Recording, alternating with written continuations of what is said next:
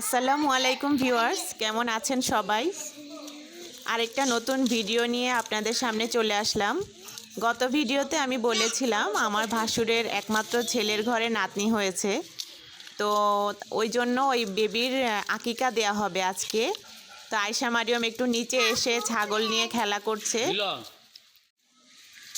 এদিকে ছাড়ো, ছাড়ো, এদিকে আসো, পাপা এদিকে আসো। এই পাতাটা নামায় দাও, এটা খাওয়া শেষ। আলাদা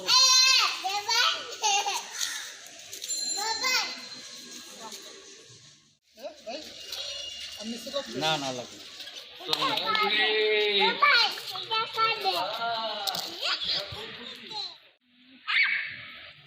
আয়শা মারিয়ম মাশাআল্লাহ অনেক সাহসী হবে। ছাগলটা নিয়ে কি সুন্দর করে খেলা করছে দেখছেন?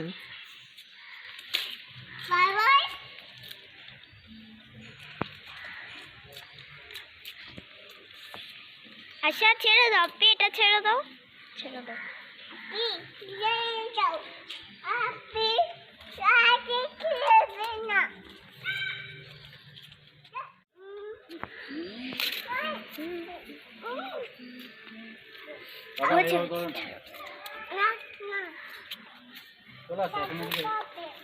চলে আসো আব্বা। খেতে দাও, আগে খাক, ও খাক।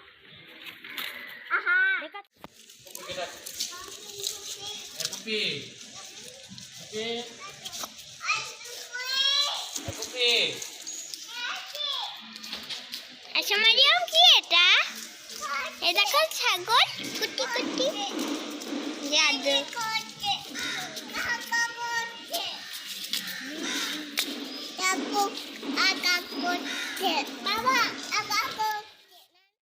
আজকে রোস্ট রান্না করব। মুরগির মাংস, টক দই, সামান্য হলুদ গুঁড়া আর লবণ দিয়ে মেখে নিয়েছি। এখন তেলে ভেজে নিব হালকা। মুরগিগুলোকে আমি ছোট ছোট করে পিস করেছি, যেহেতু গেস্টের জন্য না, আমরা খাবো, আয়শা মারিয়ামকে খাওয়াতে সুবিধা হবে, এজন্য ছোট পিস করেছি।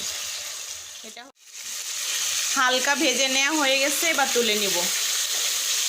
তুলে আরেক ব্যাচ দিব।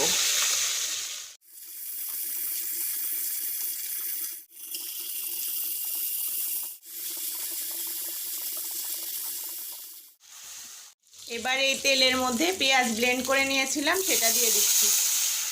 কাঁচা গন্ধটা যাওয়ার জন্য একটু ভেজে নিব। আর একটু তেল দিয়ে দিচ্ছি। আদা রসুন দিয়ে দিলাম। মশলাগুলোকে তেল উপরে ওঠা পর্যন্ত ভেজে নিব।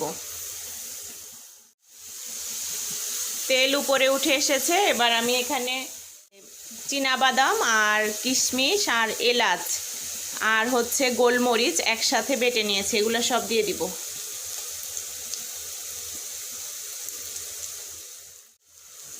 এবার ভালো করে নেড়ে এগুলো একটু ভেজে নিব।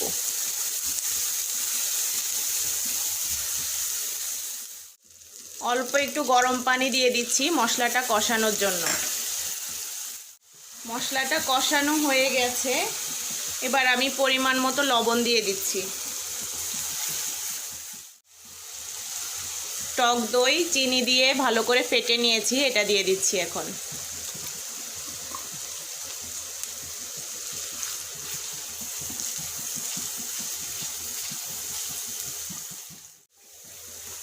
এবার আমি যে মাংসটা ভেজে নিয়েছি মুরগি, সেটা দিয়ে দিব।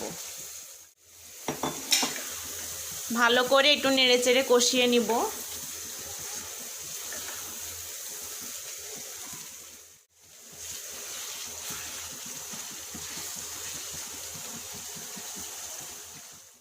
মাংসটা কষানো হয়ে গেছে, এবার আমি পানি দিয়ে দিব সেদ্ধ হওয়ার জন্য।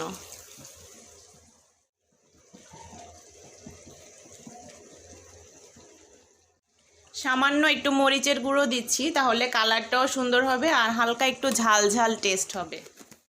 আমার কাছে মিষ্টি মিষ্টি রোস্ট বেশি ভালো লাগে, সাথে হালকা একটু ঝাল থাকবে, হালকা বেশি না, তো এই জন্য আমি হালকা ঝালই দিয়েছি। আর পরে কাঁচামরিচ তো দিবই। আমি রোস্ট যখন যেভাবে মন চায় রান্না করি, অনেক সময় না ভেজেও রান্না করি, অনেক মজা হয় আলহামদুলিল্লাহ। তো এখন তো আমি সব মশলা দেইও নি, এখানে আমি দারুচিনি দেইনি, তারপরে তেজপাতা দেইনি, এরপরও অনেক টেস্ট হবে। এলাচ দিলেই সুন্দর গ্রান বের হয়, এলাচ আর গোলমরিচ।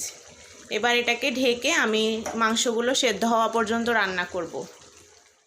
আমার রোস্টটা রান্না হয়ে গেছে, আমি একটু কাঁচা মরিচও দিয়েছিলাম। এবার অল্প একটু গাওয়া ঘি দিয়ে নামিয়ে ফেলবো।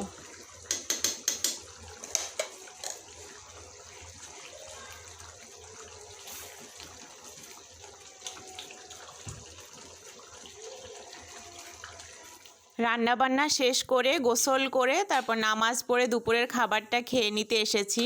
আয়শা মারিয়মকে আগে খাইয়ে দিব।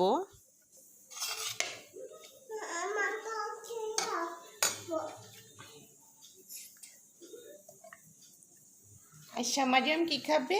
Leg piece. লেগ পিস খাবা? আরেকটা লেগ পিস কোথায়? এই যে আছে তো, এই যে। মামারও